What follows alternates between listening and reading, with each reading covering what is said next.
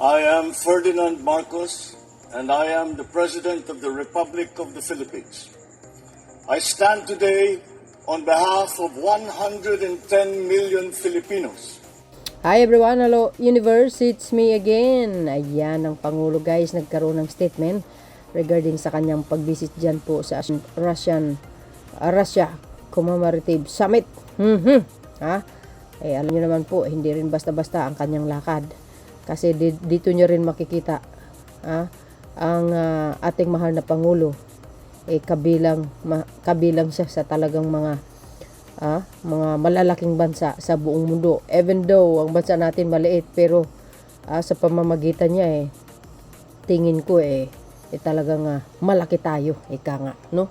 Dahil sa kanyang leadership bilang Pangulo ng Pilipinas, talaga namang kinikilala ang Pilipinas ang isa sa pinaka-the best na bansa sa buong mundo. Although marami tayong issue na nasasangkot ang ating mga ibang mambabatas, hindi naman po Pilipinas lang, no? Mas malala yung ibang bansa nga So dahil dito, sabi nga dito mga kababayan, no?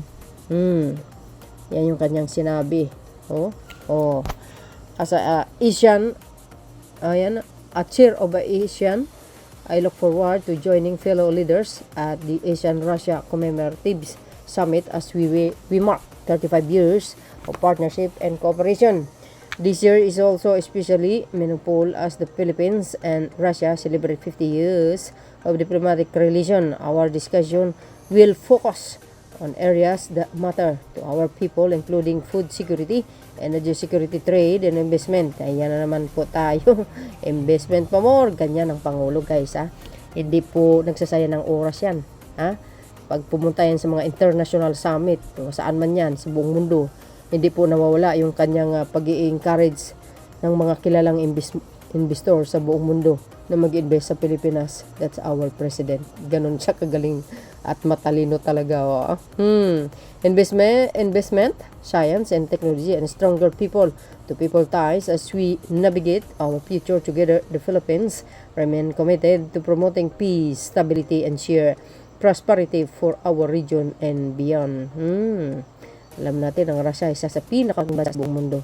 Pero dahil sa pamagitan ng ating mahal na Pangulo ay mas siyempre guys, i-consider natin na malaking bansa din tayo. Parang ganun ang datingan. Sa akin lang guys So yun, para kompleto detalyado, panoorin natin. Magandang araw po. Today, I depart for Kazan, Russia to participate in the ASEAN-Russia Commemorative Summit, marking the 35th anniversary of ASEAN-Russia relations. This visit carries both regional and personal significance. It will be my first time on Russian soil, a journey that I undertake nearly 50 years after my father, President Ferdinand Marcos Sr., made his own historic visit to the then Soviet Union in 1976, which culminated in the establishment of diplomatic relations between our two countries. That milestone opened an enduring chapter in Philippines-Russia relations grounded in mutual respect, dialogue, and cooperation, and one that we continue to build upon today. As chair of ASEAN, the Philippines is committed to ensuring that this commemorative summit produces substantive and forward-looking outcomes that deepen ASEAN's strategic partnership with Russia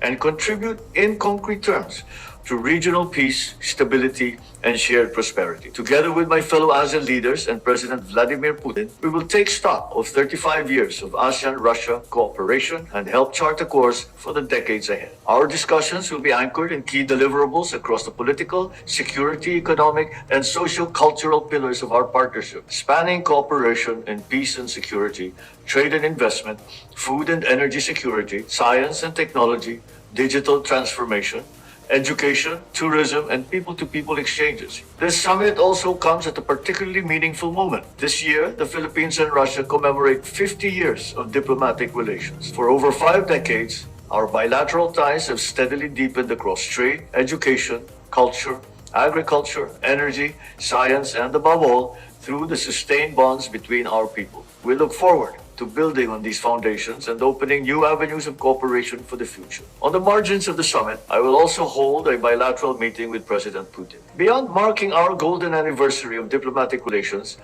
which were formally established on the 2nd of June 1976, our discussions will focus on concrete areas of mutual interest, particularly energy and food security. Guided by our ASEAN chairship theme, Navigating Our Future Together, the Philippines will continue to champion ASEAN unity, centrality, and solidarity, and promote an open, inclusive, and rules-based regional architecture anchored in international law. We will likewise advance ASEAN's engagement with external partners, such as Russia, through the dialogue mechanisms and frameworks that this community has built over many decades. We travel to Kazan with purpose, and we return with renewed commitment to our partnership. Maraming salamat po at magandang araw po sa inyong lahat. Guys, narinig nyo yung kanyang statement? Yan po ang kanyang layunin, no?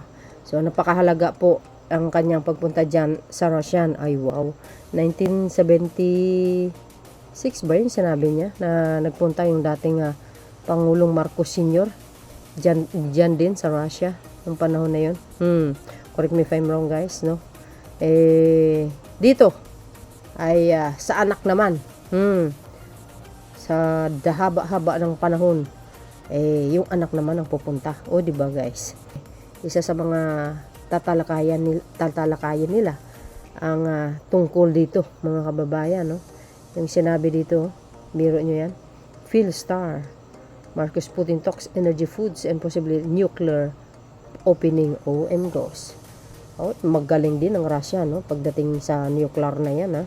The Philippines and Russian presidents will hold a bilateral meeting on the sideline centered on the 50th anniversary of the Philippine-Russia diplomatic relations and on energy and food cooperation. OM goes. O yun. So, alam po natin, si President Putin, talaga namang, isa rin sa pinakamatapang na pangulo sa balat ng lupa, guys, ha? So, dahil dyan, narinig nyo ang statement ng Pangulo, at isa rin ang ama niya, na pumunta dyan sa Russia, nung panahon pa ni dating Pangulong Marcos Sr. 76. Ito, anak naman ang pupunta. At sabi ko nga dun sa unang video ko, mahalaga po ang pagpunta ng Pangulo dyan. Kung makikita nyo kung paano siya makipagdialogo, yung pakikitungo, no, sa iba't ibang leaders sa buong mundo. At makita nyo naman ang kanyang pagkakaibigan. Ibig ko sabihin, nakikita nyo naman kung paano siya magkikitungo sa bawat leaders, ano? At sabi niya nga, friend to all, enemy to none. Yan ang pinaka-the best na mga words na kanyang binitawan. So yun, guys, ang aking pinaka-latest update. Maraming salamat sa inyong watching. Don't forget to follow me, likes, and comment. Hit the button bell para lagi kayo update. Bye bye and baboos. God bless Philippines. Bye everyone. There's more.